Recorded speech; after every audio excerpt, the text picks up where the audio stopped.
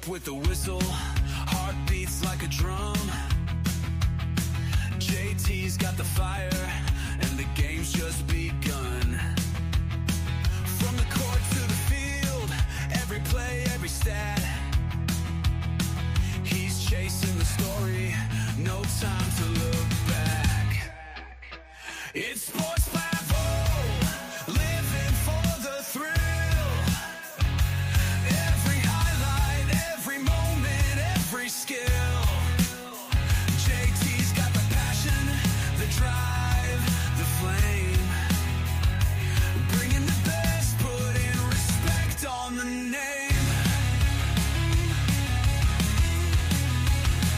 Late nights editing, early morning grind. He's got the vision, the hustle, the mind. From buzzer beaters to walk-off wins, he's telling the tale where the legend begins. This ain't just content, it's heart, it's soul. JT's mission is to make the game whole. For the fans, for the love, for the roar of the crowd, he's turning up the volume, making sports proud. It's Sports 5-0, living for the thrill. Every highlight, every moment, every skill. JT's got the passion, the drive, the flame. Bringing the best, putting respect on the name.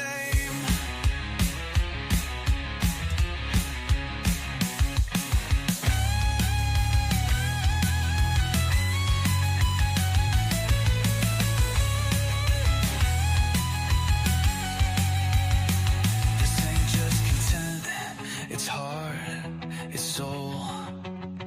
JT's mission is to make the game whole. For the fans, for the love, for the roar of the crowd, he's turning up the volume, making sports proud.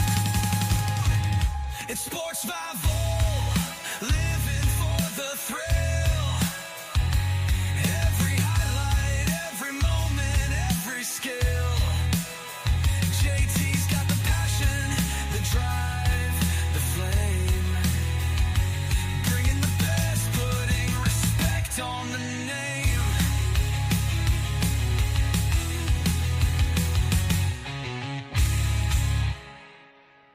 All right, good evening. Welcome to a special hold on here. Gotta play that again. Welcome to a special episode of the Draft Storm. I am JT. I got special guests tonight, and got some other Tomlin people out there as well. I think I'll be talking about the big news here in Pittsburgh. But before we start, our advertiser for today is a great guy, man, a local guy here in Brentwood, Rob Mortimer, First Stew Plumbing. Guys, if you have a bad pipes, get bad pipes. If you have leaky faucets, bad toilet, whatever you need, get a hold of First Stew Plumbing, man. They'll come out when you need them, take care of your stuff. Great pricing, great guy, man. He'll come out, do what he's got to do. So if you have any plumbing needs at all, call First Stew Plumbing. Let them know that Sports Survival sent you. Let Rob know that Sports Survival sent you there. We got a big NFL draft coming up, April 23rd. It's going to be at Lucky 13's. 75 people. It's going to be a private party for the 75 people. We're going to have guys up on the stage talking about the draft picks. We're going to have helmets, jerseys, door prizes, food, desserts. It's going to be a great night, man, for football. Gonna have a little bit of everything going on that night, so come out to Lucky's. It's $40 a ticket. The tickets are actually now printed. I got them here. So you want a ticket, you got 1 in 75 to get one, and then like I said, you're gonna have some autographed helmets for the door prizes. So you have a 1 in 75 chance to get, a top-notch NFL autographed Steeler helmet. As well. And then before then, actually, it's coming up a couple weeks from now. Kevin Gorman of the Tribune Review, the Pirate writer, he's going to be at Gorman's Pub. He doesn't own it. He's not related to the Gormans that owned the place before this. But he's going to be there talking about Pirate baseball. So come on, ask some questions. The Pirates had a pretty good offseason, made some moves. So I think their normal offseason where they just went out and signed some scrubs. They actually got some ball players this offseason. So could be a move in the right direction, but come on out there. But let's get to our special guest, man. This guy listens to a bunch of the Sports Survival podcasts, and he always talks, and he's a guy that loves sports. Let's get Michael Urbaniak. Mike, how you doing, man? Hey, JT. Hey, you sang that song, huh? That's you singing, isn't it? Nah, it's AI, man. I wish it was. Sounds I just like you. I typed it in AI. That's what they came up with. I typed in Nice. JT Sports Survival and sports, and that's what it came out with. So AI is amazing, Mike. First do plumbing. I got to give Rob a call. Big time. Mike, Anyway, how are you, sir? Good, man. How you been, man? I'm good. I'm good. That's everybody was floored yesterday, right? Oh, it was, man. I think that Monday night's game wasn't too much of a surprise. I mean, if you really thought on paper Pittsburgh was the better team going into that game, then you were sort of crazy. I mean, Houston had the best defense in the league. Our offense wasn't moving the ball going into that game. The offense looked terrible.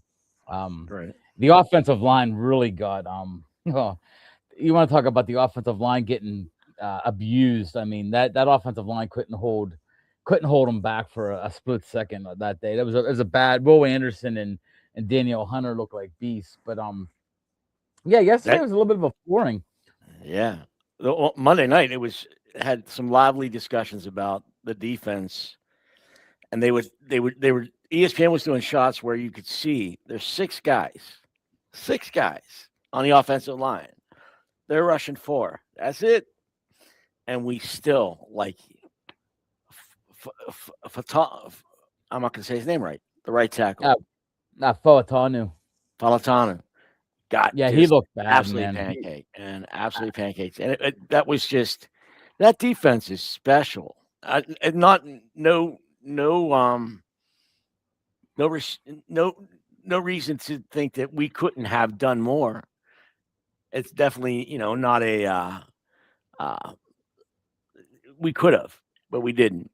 But either way, that defense is special. That defense, Will Anderson and Daniel Hunter, I mean, they had 27 sacks between them coming into that game. And Will Anderson's a special player. He's first team All-Pro. He's a beast, man. He was a high draft pick. So he's a guy that knows what he's doing. And you saw the difference between the teams. I mean, the Steelers had turnovers. Steelers got the turnovers, but the offense could not get the point. I mean, we'd have turned them 3 turnovers into touchdowns. It's a whole different ball game, but it just didn't happen. Just one. That's all we needed. Well, at the time we did. I think it might have changed. I think it would have changed the game. But the big news of Florida yesterday, Mike, I would say it was around about 1 or 2 o'clock. It happened. 2 o'clock. 2:05. Yeah. It popped up on my phone. Yeah. I mean, it's funny how it pops up, and then everything pops up at that point, 5 different messages that Mike Tomlin stepped down. I'm not totally 100% surprised. Are you? No, just based on how it's been going, and the guy who comes up with Tomlinisms, he's like, words are cheap. You are what you are. And that's what he said yesterday, pretty much. So, and he's right, but no, you can't be all that surprised it's just too much for too long, or too little for too long. Yeah, I mean, 19 years. I mean, and I'm going to preface this. I told you this off the air that if you're a fan out there and you just basically the last 7-8 years said Mike Tomlin's a bad coach, you don't know football, because you're not a bad coach to win in the NFL. I know didn't win in the playoffs, so I get that part of it. But he's won. He's had winning records. Okay, he's had them with Ben Roethlisberger. That was the man. But he's had them with Mason Rudolph, Mitch Trubisky, Kenny Pickett, Justin Fields, Russell Wilson. No, he wasn't winning that year. It was a 500 year. But I get okay. And then he had the 42-year-old Aaron Rodgers. So I mean, the guy found ways to win. I mean, I know 9-8's not great, man, but it's still.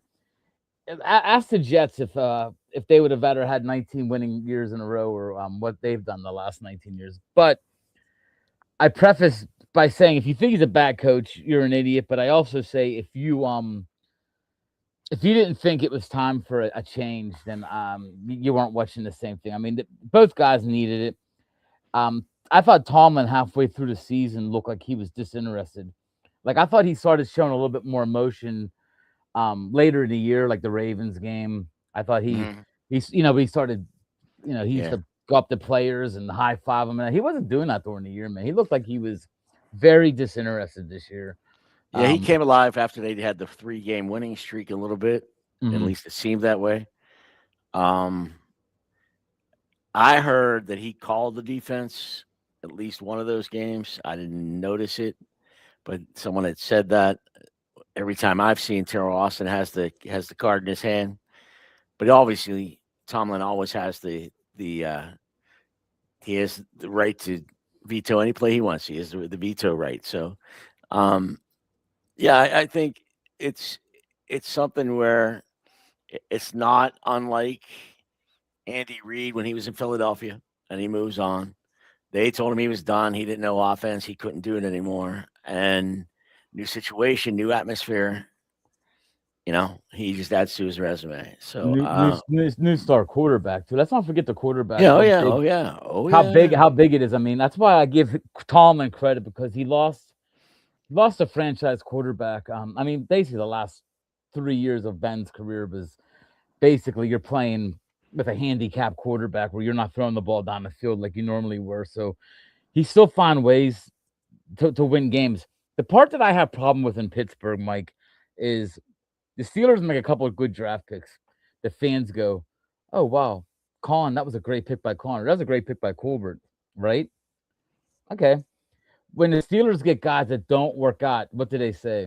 Oh, Tom, why would Tomlin take that guy? And that's the part that kills me because we have a GM for the good picks, I guess, but the bad picks go to Tomlin. It doesn't go to our GM. That's the truth. That's what. Yeah. Well, I mean, Omar just lost his buffer, right? I mean, this is all going to be on Omar now. Like, there you go, bud. Here it comes. Because everybody has said, well, no player comes here unless Tomlin okays it. I mean, to an extent, I believe that pretty much. And I have no idea what goes on in the war room, obviously, but the coach coming in is absolutely not going to have the same kind of input as Mike Tomlin did. So this is all on Omar. This is on Andy Waddle, man. They get that this is going to be, take the training wheels off because and that's a part of this that I don't think we haven't focused on yet is that the upcoming draft. That's going to be interesting because that the front office is going to be doing their job in that draft for sure, and they don't have a buffer to take the heat from them because everybody says, well, they wouldn't have taken this guy if Mike didn't want him.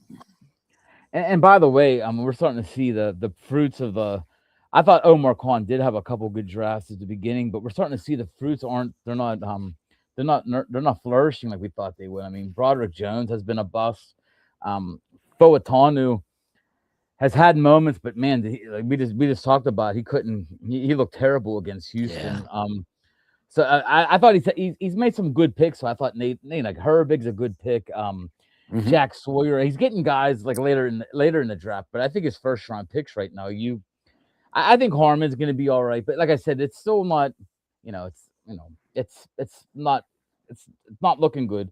But let's get into the questions real quick. TC says, do you think he was given an ultimatum on handing over some personnel hiring, or he had his mind made up, lose and I'm done? What do you think, Mike?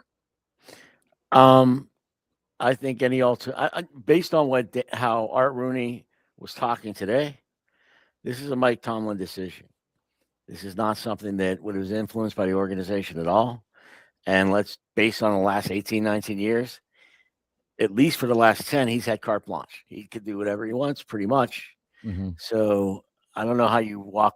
If you decide to leave, you're going to decide when to leave that particular job. That's the way it's been. And I think that's the way it happened now. So I don't think any ultimatum was placed at all. You have a little bit of an inside scoop that basically the meeting started with Rooney. This is what I heard. I don't know what to believe, but it makes sense. So Rooney started the meeting off by saying what are you going to do with your assistants? Like that was the question he asked him. Like, what are we doing with the other coach? We got to make some changes. And supposedly Mike Tomlin said, I'm going to stop you right there. And that's when he said, I'm going to make it easy for you. I'm going to step down. That's exactly what a person told me on the know that how they think it. That's how they say it happened. I don't know if anybody knows if it happened. I don't think Rooney actually said that, but that was the vibe that they always ask. What are you going to do with the assistant coaches? And that's a good segue for what TC says here.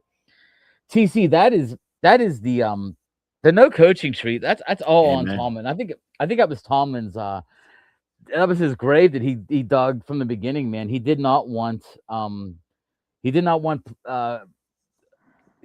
guy in there that's going to show him up. I mean, Brian Flores was the closest recently that was a high a guy that could have been and he's actually getting interviewed for the Steeler job. So it was a guy that he was worried about. Hey, he's going to take my job kind of thing. The ironic thing about that is there is no safer job than the Pittsburgh Steelers head coach. No, like you could do whatever you want, man. You could have brought in a popcorn vendor to call plays if you wanted to. I mean, you know what I'm saying? And so I never understood why he wouldn't take a risk on some younger talent, because he has that cachet, right? He had that equity. He could. There's no way, like he had no threat.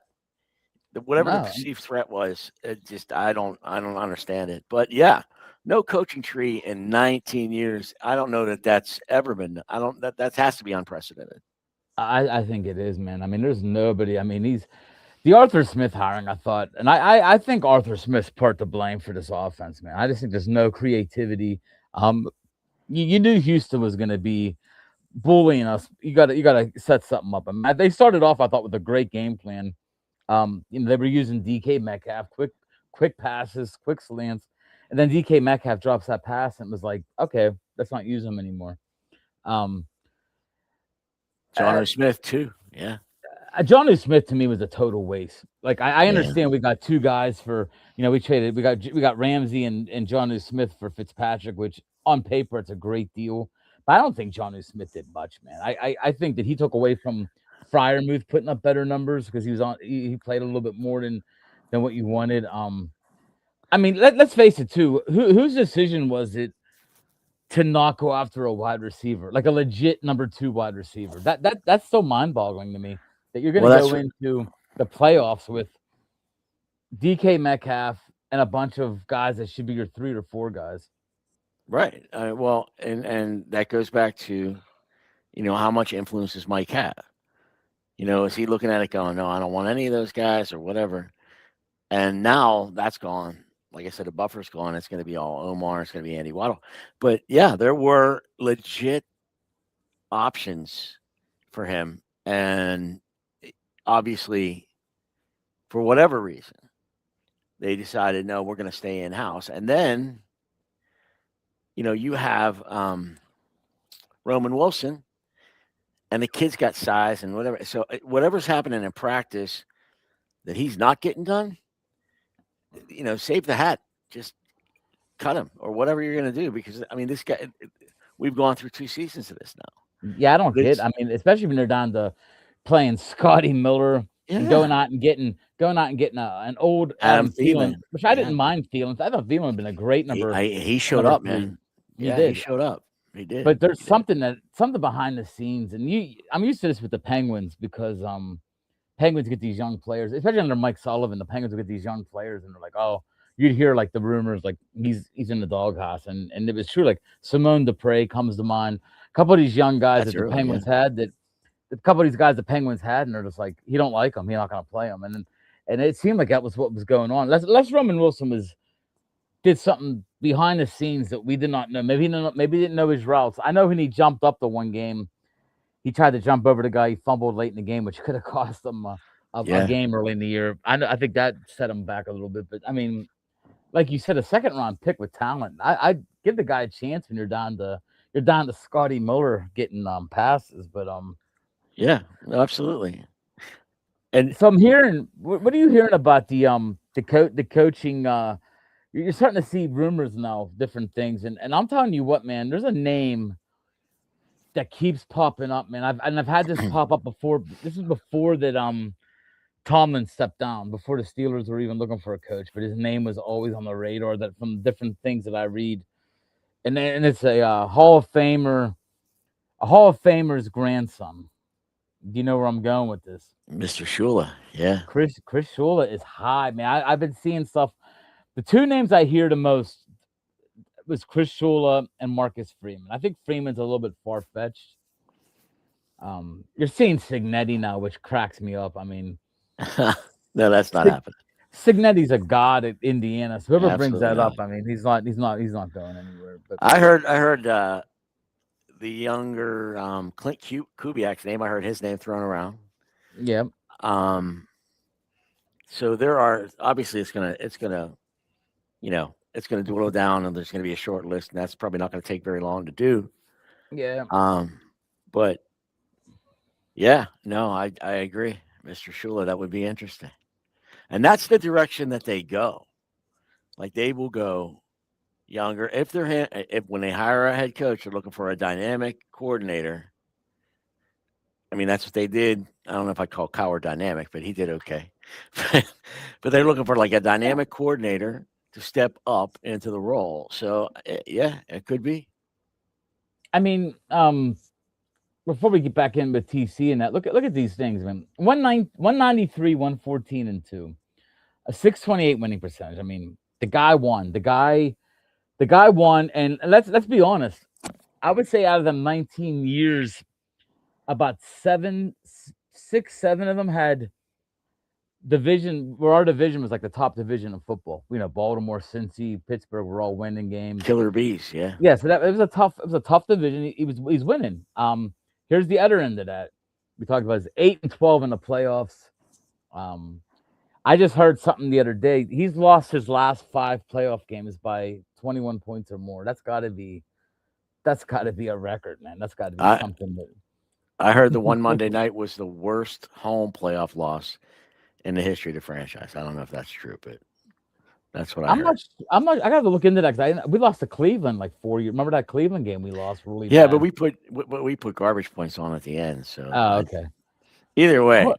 Yeah, they're so bad. 2 really bad playoff games. And then here's the thing I laughed about because we did know how bad he was. He only won 41 out of 97 challenges. Who upstairs from the Steelers is telling him or giving him hints? Because that's a bad percentage, man. That's not even it's under 50%. You don't want to be under 50% of your challenges. And 97 challenges doesn't seem like a lot, does it? In 19 years. Not a ton. No, but it was talked about a couple years ago. To get a guy, your job is watch the clock, watch the monitor. And they talked about that, and Tomlin never wanted that. But that would have been something that would have helped with the in-game things that Tomlin was always criticized for. It was the for every time he threw the red flag down, and then also when he called timeouts. I mean, every time he threw the red flag down, guaranteed people were out there just, oh, well, what are you looking at, Mike? And, on the other end of that is how he managed time at the end of the half, at the end of the game. Real good teams will have a setup, man. I mean, they do. They have a guy upstairs. Like, I mean, what's your Penguin game? And hockey's a lot faster than football, man. Like, I mean, football, you have the huddle going on. You have time to. Who do they got looking at this shit? Because the Penguins have these offsides. Like the guy scores a goal. Like Edmonton scores a goal. They're challenging as offsides. Like they pick it up like that. So they have a bad system, and that might be another thing where Tom's like, I'll take care of it. I don't want nobody to help me because he seems like that kind of guy. How much do you trust what Rogers was saying? These guys running the wrong routes where they not held accountable. I think there was a lack of discipline, and I also think I love that question. I think the receivers were just. I think our receivers were down to the bone dry, man. I think if you look at our receiving core, our number one receiver is known for not running good routes. That's being dead serious. DK Metcalf coming out of college could not run a route. He just the big guy that beats you down the field, and That's his game. So we basically have our route running on this team. Adam Thielen, I guarantee you right now, if you could scout the Steelers the last 5 weeks, Adam Thielen was the best route runner on that team, and that's For not sure. saying much. I agree. Um, I agree. but I think it was a lack of discipline, and I think you were going to add into that, Mike. I think that's part of the problem. I think that's where Tomlin. I think that's part of the problem. How Tomlin loses these games against the Browns, against the Jets, against teams that you go into games, you're like, oh my gosh, we were, that's a game we should have won. We lost, and I think it has to do with discipline. Yeah, I think there's a lot to that. I think there was a lot of Aaron Rodgers. Like, if there was a thing on, I think it was Facebook, maybe, I don't remember. But Johnny Smith, he's mic'd up. Johnny Smith's coming in motion, and you could hear Aaron Rodgers say, "Where the F you going?" And he's such a perfectionist that you do that 2 times in a game that means something, you're not getting the ball. That's just it. That's just and Johnny Smith, he didn't trust him. So it wouldn't have mattered. It wouldn't make sense for Arthur Smith to call plays because Aaron Rodgers didn't trust him. You knew it, like you could sense it. If he would go to you and then go back, he's like, "Yeah, can't trust you. We aren't going there." At least to me. TC, who's your valuable source? Because that ever happened, man, I think the world would cease to stop, man. I mean, there ain't no way them 3 coaches are just gonna. That's not happening. A joke. That has to be funny. Here's another one. This guy won. The guy won not all the games he should have and could have won big games with some solid rosters. Yeah, we just talked about the five straight games. I think it was 21 or more actually. I think, but that was a problem with Mike Tomlin. But it's a problem that you sort of got used to. Like you would lose to Cleveland, beat Baltimore. Yeah, play down. You would lose to the Jets, beat the Chiefs. Not that we beat the Chiefs lately, but you know what I'm saying. We would win games. We would win games we shouldn't, and we would lose games that we that we should never have lost. So that's inconsistency. That's the team can never be counted on. The only good thing about I'm gonna miss about that is you never knew what you were getting watching a Steeler game on a Sunday. Because even when they were hot, think about when's the last time the Steelers were really hot? I'm talking like I know that year but they started out about 9-0, 10-0. It didn't even feel like it though. Remember you were waiting for them to fall apart. Yeah, it was paper tiger for sure. Yep. But yeah, no, it's been a good while when you're watching a Steeler game. You're like, I don't even have to watch anymore because they got it. They don't put their foot on the throat or the pedal down all the way to the floor on any team, and it's been a super long time since you've seen that, and there's a lot of conservatism that I think, the game's gone beyond that, and it's, Mike played it too safe at times. He coveted the ball for sure. So he played it. Coach Mike Tomlin just played it a lot safer than he needed to, or how it was evolving in the league for sure.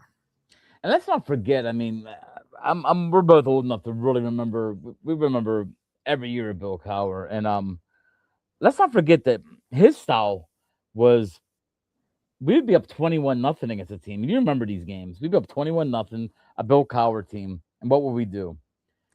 We would just run the big guy. You run the big guy. And then all of a sudden it's 21-17. Steelers really ain't doing nothing now because the other team knows. Remember, we would do that. We would just try to run the clock out.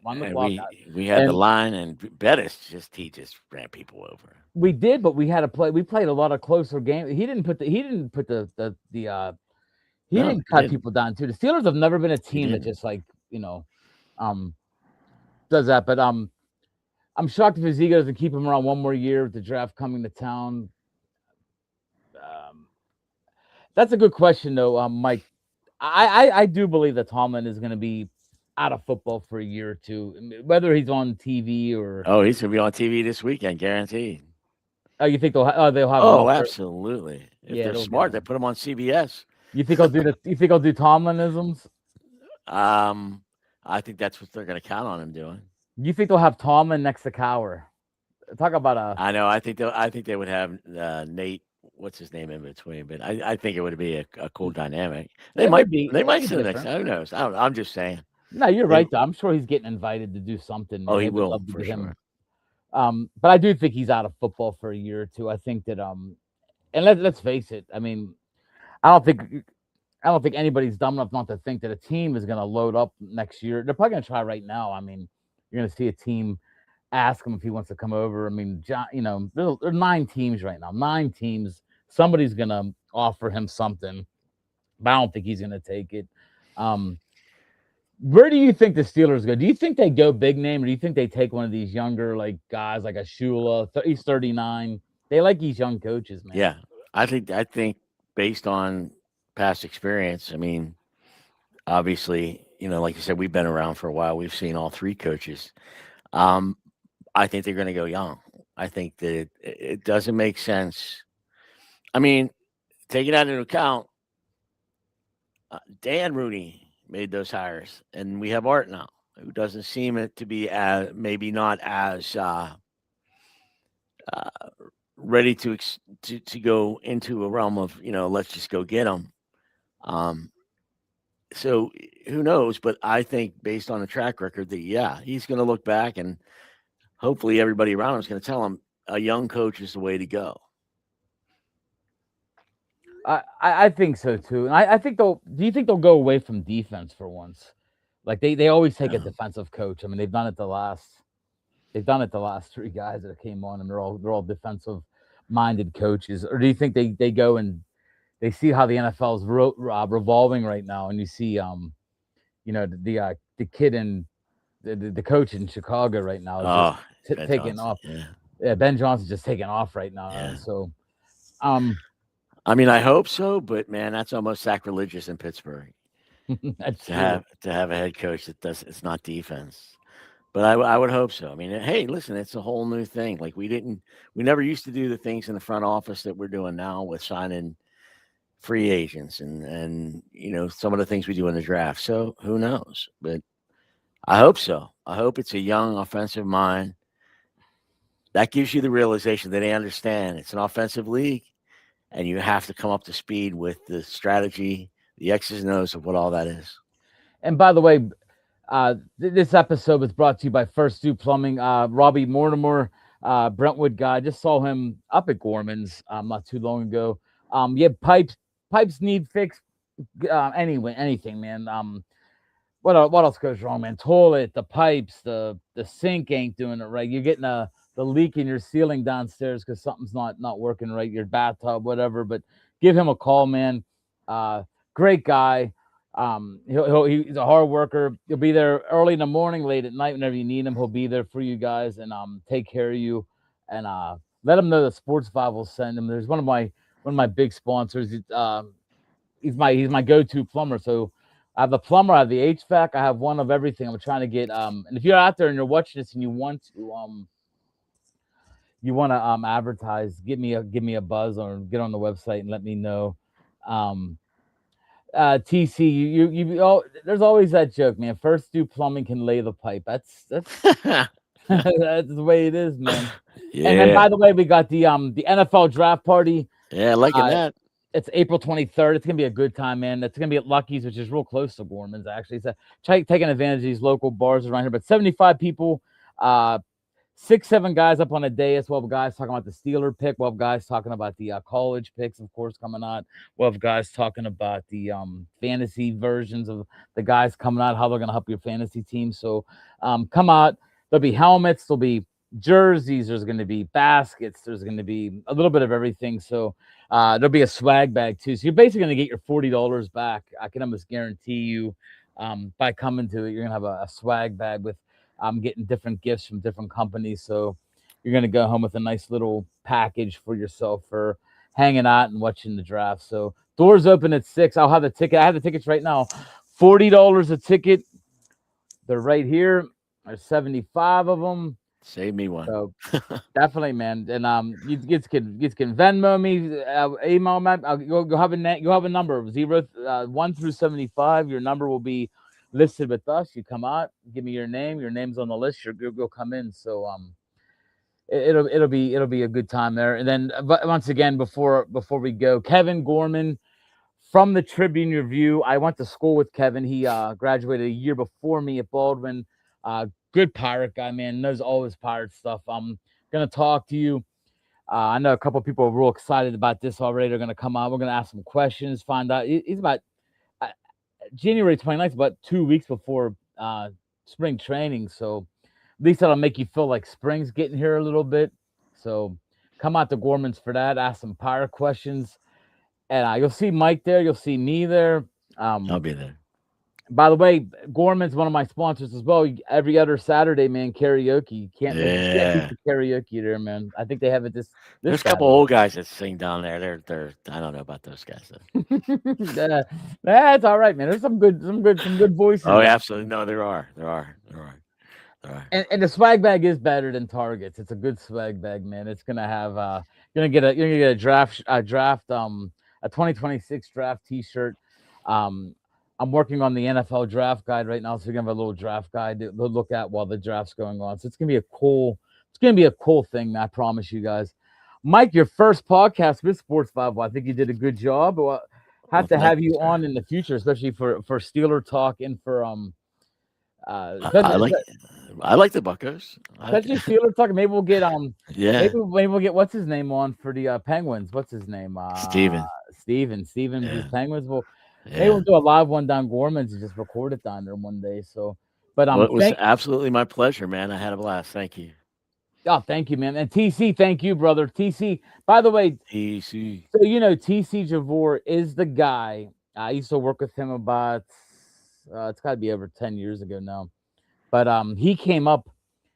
I came up with the Sports Bible name because if it wasn't for sports, how would I survive? That was my motto. But he came up with the SV, which I can honestly say now for the first time, I can actually, if I go to a Giant Eagle, our Giant Eagle, of course, it's local, but people say to me, not all the time, but they'll be like, "Hey, man, what's that logo from? I've seen that before." So I think it's starting to get, its move out there a little bit. So the SV in the hat. We sell hats. We sell T-shirts. Anybody needs one, get on the website, www.sportsbible.com. Next time on, I'll wear the merch. Yeah, wear the merch, man. That was a good talk. Thank you, guys. Thank you, everybody. Mike, thank you so much. Have a great night, everybody.